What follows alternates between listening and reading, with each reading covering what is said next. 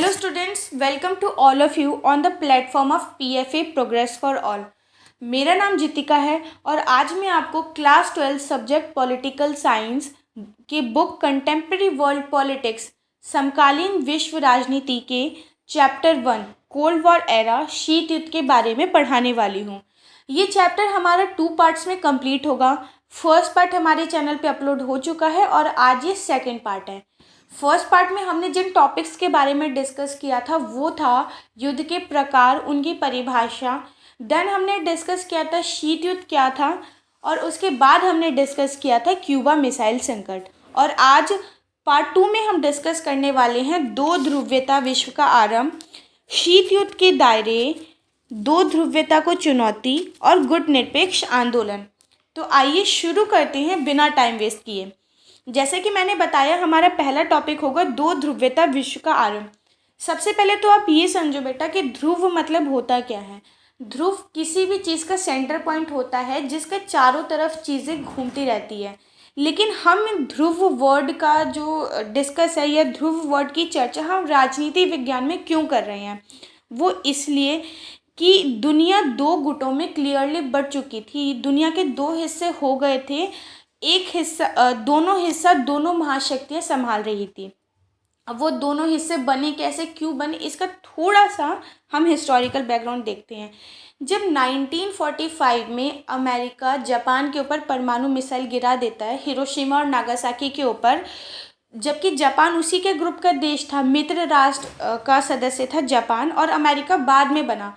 तो सोवियत संघ ये सोचता है, जो कि दूसरे ग्रुप का होता है, वो सोचता है कि अमेरिका जैसा देश जो अपने ही मेंबर कंट्री पे परमाणु मिसाइल गिरा सकता है, क्या गारंटी है वो इन फ्यूचर हमारे ऊपर, हम दूसरे देशों के ऊपर परमाणु मिसाइलें नहीं गिराएगा। तो सोवियत संघ ने परमाणु मिसाइलें बनाना शुरू कर दिया। हालांकि सोवियत संघ ने तो सेफ्टी के पर्पज से बनाया था, लेकिन सोवियत संघ का अमेरिका को टक्कर देने के लिए या अपनी सेफ्टी पर्पज से मिसाइलें बनाना, वो आने वाले टाइम में एक बहुत बड़े संकट के तौर पे सामने आता है, जो कि क्यूबा का मिसाइल संकट था। ये संकट टल भी जाता है, लेकिन इसके बाद 1945 के बाद से लेके 1990 तक जो टाइम पीरियड होता है वो कहलाता है शीत युद्ध का दौर। और इसी टाइम पीरियड में दुनिया क्लियरली दो ध्रुवों में, या कह लो आप दुनिया दो गुटों में बढ़ चुकी थी। एक गुट को अमेरिका देख रहा था, या आप कह लो एक गुट का जो हेड है वो अमेरिका था और दूसरे गुट का जो हेड है वो सोवियत संघ था। अब अमेरिका हेड क्यों बना, क्योंकि as you know America was the super power. America शुरू से लेके अभी तक आज के डेट में भी अमेरिका सुपर पावर है।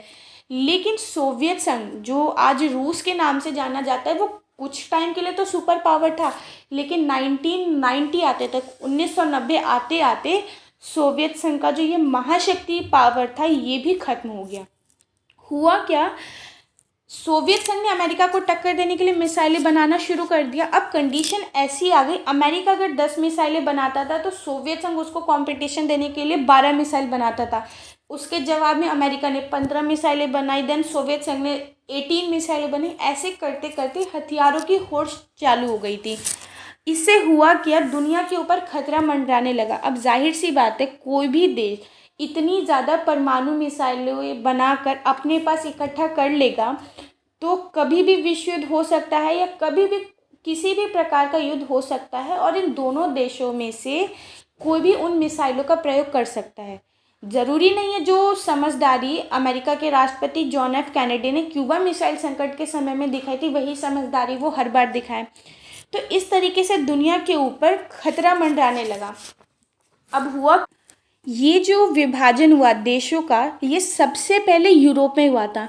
पश्चिमी यूरोप के जितने भी देश थे, पश्चिमी यूरोप के अधिकतर देशों ने अमेरिका का फेवर लिया, जबकि पूर्वी यूरोप के ज़्यादातर देश जो थे वो सोवियत संघ में चले गए। अब देखो, एक तो था मित्र राष्ट्र जिसमें पावरफुल नेशंस थे, और दूसरी तरफ था धुरी राष्ट्र जिसमें कुछ कमज़ोर नेशन थे।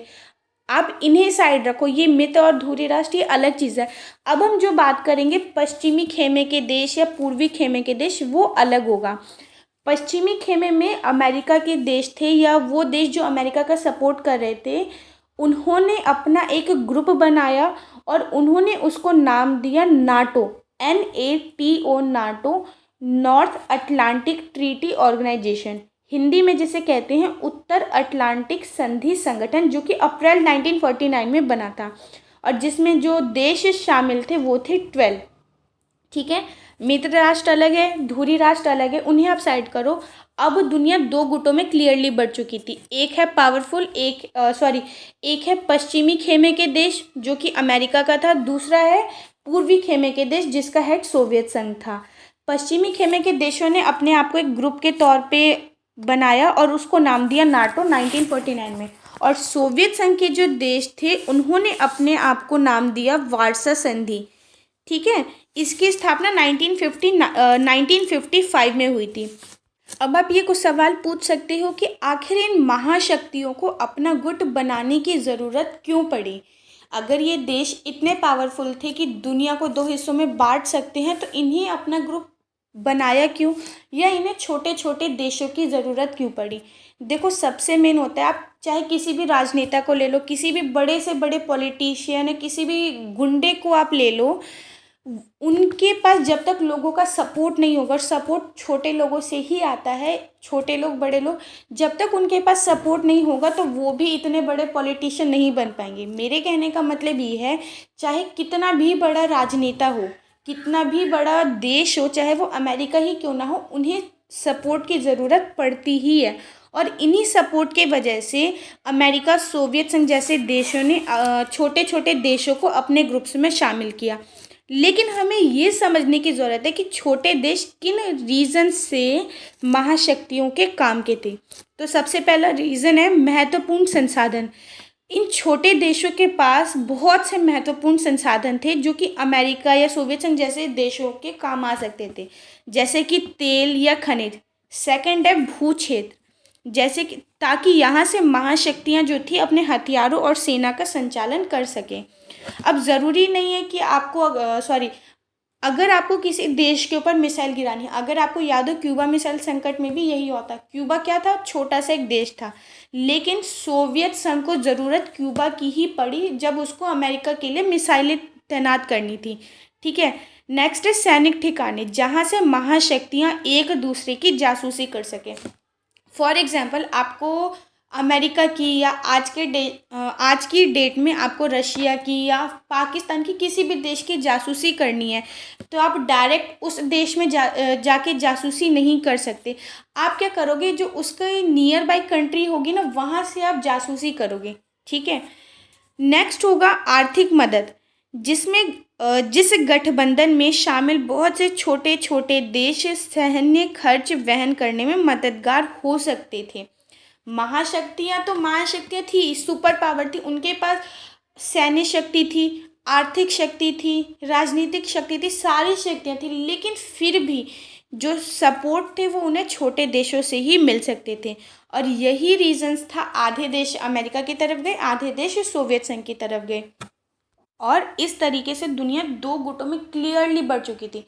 छोटे देशों के पास ऑप्शन यही था, या तो वो किसी देश का सपोर्ट करे, किसी ग्रुप में शामिल हो, या फिर वो अपना अलग अस्तित्व बना के रखे, जो कि अभी पॉसिबल नहीं था। ये वो टाइम था 1919 से लेके या 1945 के बाद से लेके, जिस टाइम पीरियड में देश जल्दी जल्दी आज़ाद हो रहे थे। अमेरिका कह रहे हैं, इंडिया हो गया या फिर नॉर्थ कोरिया हो गया, बहुत से देश जो हैं अभी तुरंत आज़ाद ही हुए थे। अब ऐसी कंडीशन में आज़ादी मिलने के साथ ही आप किसी दूसरे देश के सपोर्ट में चले जाओ या उनके ग्रुप का मेंबर बन जाओ तो ये इनडायरेक्टली गुलाम बनने वाली कंडीशन है। ठीक है, तो इस तरीके से ये वाला टॉपिक कंप्लीट हो गया, जिसमें हमने देखा कि दो ध्रुवीयता विश्व का आरंभ किस प्रकार हुआ और दुनिया किस तरीके से दो गुटों में बट गई थी। नेक्स्ट टॉपिक है हमारा शीत युद्ध के दायरे। दायरे मतलब होता है लिमिटेशंस, यानी कि कौन सी चीज़ कितनी लिमिट तक बढ़ी, किन किन लोगों ने इसका सपोर्ट किया, शीत युद्ध ने दुनिया के कौन कौन से देशों के ऊपर अफेक्ट किया, एक्सेट्रा। जब हम शीत युद्ध के दायरों की बात करते हैं तो हमारा मतलब ऐसे क्षेत्र से, ऐसे एरिया से होता है जहां विरोधी खेमे के देश, उनके बीच में संकट के अवसर आते हैं, युद्ध होते हैं, लेकिन इनके होने की संभावना बनी रहती है, लेकिन बातें हद से ज़्यादा नहीं बढ़ती है, जो कि कोल्ड वॉर के टाइम में हुआ था। कोरिया, वियतनाम, अफगानिस्तान कुछ क्षेत्रों में व्यापक जनहानि भी हुई थी, लेकिन जो वर्ल्ड है वो परमाणु युद्ध से बचा रहा और उतना ज़्यादा नुकसान नहीं हुआ। ऐसे कई मौके आए थे जब शीत युद्ध के संघर्षों और कुछ संकटों को टालने से दोनों गुटों से बाहर देशों ने भूमिकाएं निभाई थी। इस संबंध में गुटनिरपेक्ष देशों की भूमिका को नहीं भुलाया जा सकता। गुटनिरपेक्ष आंदोलन था क्या?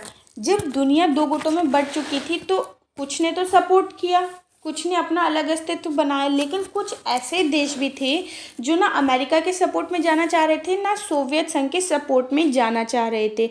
तो उन देशों ने अपना एक अलग अस्तित्व बनाया, जिसमें सबसे पहला था भारत। भारत के पंडित जवाहरलाल नेहरू, जो कि हमारे पहले प्रधानमंत्री भी रहे थे, उन्होंने इस गुटनिरपेक्ष आंदोलन की शुरुआत करी थी और बाकी देशों को भी उन्होंने इसमें शामिल होने के लिए राज़ी करवाया था। गुटनिरपेक्ष आंदोलन की जड़ में यूगोस्लाविया के जोसेफ ब्रॉस टीटो, भारत के पंडित जवाहरलाल नेहरू और मिस्र के गमाल अब्दुल नासिर की दोस्ती थी। इन तीनों ने 1956 में एक बैठक की और इंडोनेशिया के सुकर्नो तथा घाना के वामा एन क्रुमा ने इनका जोरदार समर्थन किया। और कुल मिला के ये पांचों नेता, मैं एक बार रिपीट कर रही हूँ, भारत के नेहरू, पंडित जवाहरलाल नेहरू, मिस्र के गमाल अब्दुल नासिर, इंडोनेशिया के सुकर्नो, घाना के वामा एन क्रुमा, इन्होंने इस गुटनिरपेक्ष आंदोलन का सपोर्ट किया और ये पांचों नेता इस आंदोलन के संस्थापक कहलाए। पहला गुटनिरपेक्ष सम्मेलन, सम्मेलन मतलब होता है किसी भी मुद्दे को लेके जब कोई बैठक होती है। तो पहला गुटनिरपेक्ष सम्मेलन कब हुआ? 1961 में। इसे आप हाईलाइट कर लो या लिख लो, 1961 में बेलग्रेड में हुआ था और ये सम्मेलन 3 बातों के ऊपर मेन फोकस्ड था। सबसे पहला, इन 5 देशों के बीच सहयोग। सेकंड, शीत युद्ध का प्रसार और इसके बढ़ते हुए दायरे, मतलब इन 5 जो देश थे, भारत, इंडोनेशिया, घाना, मिस्र, जितने भी ये देश थे, इनका ये मेन मोटिव था कि शीत युद्ध के प्रसार को रोकना है, ठीक है। और नेक्स्ट था अंतर्राष्ट्रीय, यानी कि इंटरनेशनल लेवल पे बहुत से जो नव स्वतंत्र, यानी कि जिन देशों को अभी नई नई स्वतंत्रता मिली थी, उनका उदय, मतलब बहुत से देश उभर कर सामने आ रहे थे। पहले गुटनिरपेक्ष सम्मेलन में 25 देश शामिल हुए थे, लेकिन टाइम बढ़ने के साथ साथ गुटनिरपेक्ष आंदोलन के जो मेंबर कंट्रीज थे उनकी संख्या बढ़ी और 2006 में क्यूबा में हुए 14th सम्मेलन में इसके मेंबर 116 हो गए। जैसे जैसे गुटनिरपेक्ष आंदोलन एक लोकप्रिय आंदोलन, लोकप्रिय इंटरनेशनल आंदोलन के रूप में बढ़ता गया, वैसे वैसे इसमें चेंजेस आते गए, इसकी विचारधारा बदलते गई और इससे गुटनिरपेक्ष आंदोलन के मूल स्वरूप में बदलाव आता है। ये महाशक्ति के गुटों में शामिल नहीं होने के लिए मेनली आंदोलन था। मतलब भारत ने जो ये आंदोलन शुरू किया था और बाकी देशों का सपोर्ट लिया था, इन सारे देशों का यही मोटिव था कि एक तो हमें शीत युद्ध के प्रसार को रोकना है और दूसरा किसी भी ग्रुप का सदस्य होकर अपने आप को दोबारा से गुलामी की स्थिति में नहीं डालना है। महाशक्तियों से जो ये देश अलग हुए थे महाशक्तियों से अलग होने का मतलब ये नहीं था कि ये किसी देश का विरोध कर रहे हैं। ये ना तो अमेरिका का सपोर्ट कर रहे थे, ना ये सोवियत संघ का सपोर्ट कर रहे थे। इसका मतलब गुटनिरपेक्षता का मतलब ये बिल्कुल नहीं होता पृथकतावाद। पृथकतावाद का मतलब ये होता है कि अपने आप को हर मामले से, खासकर अंतर्राष्ट्रीय मामलों से अलग रखना, जबकि गुटनिरपेक्ष आंदोलन ने ऐसा कुछ भी नहीं किया था। 1787 में होता क्या है, जब अमेरिका जब अपनी इंडिपेंडेंस की लड़ाई लड़ रहा था, इसके बाद से पहले वर्ल्ड वॉर तक अमेरिका ने अपने आप को इंटरनेशनल मामलों से अलग रखा। आप इस बात के ऊपर फोकस करना, जब अमेरिका ने 1787 में अपने देश के लिए आज़ादी की लड़ाई लड़ी थी, तब से लेके फर्स्ट वर्ल्ड वॉर तक अमेरिका अपने आप को इंटरनेशनल मामलों से अलग रख रहा था। वो इसलिए रख रहा था कि जब तक हमारा जो गोल है, हमारा एम अचीव नहीं हो जाता, हमें फालतू के मैटर्स में पढ़ना ही नहीं चाहिए। अगर हम अपने एम पे फोकस रहेंगे, जैसे कि अमेरिका था, तो हम अपने एम को डेफिनेटली अचीव करेंगे और हुआ भी ऐसा ही। इसके विपरीत गुटनिरपेक्ष जो देश थे, जिसमें भारत भी शामिल है, उन्होंने शांति स्थिरता बनाए रखने के लिए जितने भी बाकी और देश थे उसमें मेन भूमिका निभाई। अब आप गुटनिरपेक्षता की एक बार डेफिनेशन समझो। गुटनिरपेक्षता का मतलब ये होता है तटस्थता का धर्म। ऐसा बिल्कुल भी नहीं है। तटस्थता का मतलब होता है युद्ध में शामिल नहीं होने की नीति का पालन करना या अपने एक डिसीजन पे अड़े रहना। लेकिन हमने तो अभी ये पढ़ा था कि गुटनिरपेक्ष आंदोलन जो चला था उसमें समय के साथ साथ काफ़ी बदलाव है, उसके मेंबर कंट्रीज़ भी बढ़ी और उसकी जो विचारधारा थी उसमें भी काफ़ी चेंजेस आए। ठीक है। तटस्थता की नीति का पालन करने वाले जो देश थे उनके लिए ये बिल्कुल भी ज़रूरी नहीं था कि वो युद्ध को समाप्त करने में मदद करें। दरअसल कई कारणों से गुटनिरपेक्ष देश, जिसमें भारत भी शामिल है, में शामिल हुए और इन देशों ने दूसरे देशों को भी युद्ध में शामिल नहीं होने के लिए या युद्ध को टालने के लिए मदद किया था। ठीक है। अब हम देखते हैं कि अल्प विकसित देश कौन थे या जिन्हें हम डेवलपिंग कंट्री के नाम से जानते हैं। एक होता है देखो विकसित देश, जिन्हें हम डेवलप कंट्री कहते हैं, और दूसरा होता है अविकसित देश, जिसे हम डेवलपिंग कंट्री कहते हैं। ठीक है। तो भारत अभी अल्प विकसित देश था उस टाइम में क्या आज की डेट में भी भारत डेवलप कंट्री बनने की राह पे काम कर रहा है। लेकिन हमें अगर गिनती करनी हो तो इंडिया डेवलपिंग कंट्री की ही लिस्ट में आएगा। तो जितने भी देश थे इनके सामने मुख्य चुनौती ये थी कि आर्थिक रूप से ज़्यादा ये अपने आप को विकास करें और अपनी जनता को गरीबी से उभारें। और नव स्वतंत्र देशों को आज़ादी के लिहाज से भी आर्थिक विकास महत्वपूर्ण था। मतलब देखो, जब कोई एक पावरफुल कंट्री होती है, जैसे कि एक टाइम में 1885 से पहले 70s के टाइम में ब्रिटेन की जब ईस्ट इंडिया कंपनी बनती है या ब्रिटेन की ईस्ट इंडिया कंपनी आती है, उस टाइम में कहा जाता है कि पूरी दुनिया में, मतलब दुनिया के 21 देशों का सूरज जहाँ तक दिखता था वहाँ तक ब्रिटिश ईस्ट इंडिया कंपनी का एरिया था। उस टाइम में वो सबसे ज़्यादा पावरफुल थी, लेकिन जो बाकी देश थे वो उतने पावरफुल नहीं थे। तो उन्होंने क्या किया, बाकी देशों के ऊपर कब्जा कर लिया। ये नेचर का रूल है, जो भी पावरफुल होता है वो कमज़ोर देशों के ऊपर कब्जा कर ही लेता है। अगर हम अपने आप को पावरफुल नहीं बनाएंगे तो आज ना से ही कुछ समय बाद कोई दूसरा हमारे ऊपर आक्रमण करके हमें अपने कब्जे में ले लेगा। तो भारत, घाना, मिस्र, ये जितने भी छोटे छोटे देश थे, इनके साथ सबसे बड़ी प्रॉब्लम ये थी कि अपनी स्वतंत्रता को बनाए रखना है। भले ये युद्ध में शामिल नहीं हुए, लेकिन अगर ये अपने देश की जनता को सारी चीज़ें प्रोवाइड नहीं करवा पाते हैं या अपने आप को मेंटेन करके आर्थिक रूप से मजबूत नहीं करते हैं, तो कोई ना कोई देश, चाहे अमेरिका या सोवियत संघ, इनके ऊपर कब्जा कर लेगा और इनकी स्वतंत्रता छिन जाएगी। और गुटनिरपेक्षता की प्रकृति फिर धीरे धीरे बदलती रही और इसमें आर्थिक मुद्दों का जो महत्व था वो भी बदलता रहा। बेलग्रेड में हुए फर्स्ट सम्मेलन में 1961 में आर्थिक मुद्दे उतने महत्वपूर्ण नहीं थे, लेकिन 1917 के दशक तक, 1970 तक इसमें आर्थिक मुद्दे जो हैं वो प्रमुख तौर पे उभर कर आने लगे। इसका रिजल्ट ये हुआ कि गुटनिरपेक्ष आंदोलन आर्थिक दबाव समूह बन गया। मतलब हुआ तो ये इसलिए शुरू था कि इसमें शीत युद्ध के दायरों को रोका जा सके, दूसरे देशों को युद्ध में शामिल होने से मना किया जा सके। लेकिन 1970 के आते आते इस आंदोलन में जो चर्चा का मुख्य विषय है वो विश्व के आर्थिक मुद्दे ये हो गया। ठीक है। अब देखते हैं हम भारत का शीत युद्ध में क्या योगदान था। शीत युद्ध बेसिकली, अगर आप सिंपल लैंग्वेज में समझो, आपको उतना ज़्यादा डिटेल में जाने की ज़रूरत नहीं है।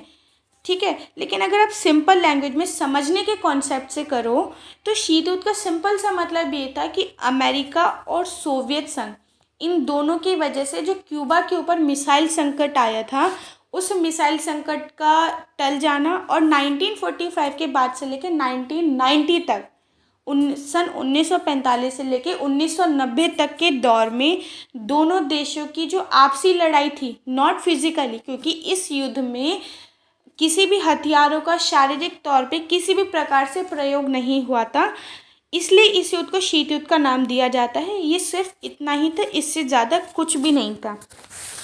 गुटनिरपेक्षता की जो नीति थी वो पूरी तरीके से शीत युद्ध से जुड़ी हुई है, क्योंकि शीत युद्ध के बाद ही तो ये कॉन्सेप्ट सामने आता है कि दुनिया को दो गुटों में बंटना है और छोटे देशों को किसी न किसी का सपोर्ट करना है। तो गुटनिरपेक्षता की नीति शीत युद्ध के संदर्भ में उसके वजह से ही पनपी थी। ठीक है। अब इसके बाद जो हमारा नेक्स्ट चैप्टर होगा उसमें हम ये डिस्कस करेंगे कि शीत युद्ध 1945 के बाद से लेके 1990 तक, यानी कि इतने लंबे समय तक जिस देश ने, जिस महाशक्ति ने अपना शासन किया या दुनिया के एक बड़े हिस्से पे अपना प्रभाव जमाए रखा, आखिर ऐसा क्या हुआ जो 1990 आते आते सन 1990 तक वो सिस्टम पूरे तरीके से ख़त्म हो गया और दुनिया में केवल एक ही महाशक्ति बच गई। इसके बाद हम ये भी देखेंगे कि शीत युद्ध का सोवियत संघ का किस प्रकार विघटन हुआ था और एक नई अंतर्राष्ट्रीय आंदोलन भारत की विदेश नीति किस प्रकार जन्मी। ठीक है, ये सारी बातों की चर्चा हम नेक्स्ट वीडियो में करेंगे। इसी के साथ हमारी आज की वीडियो ख़त्म होती है। Thanks for watching.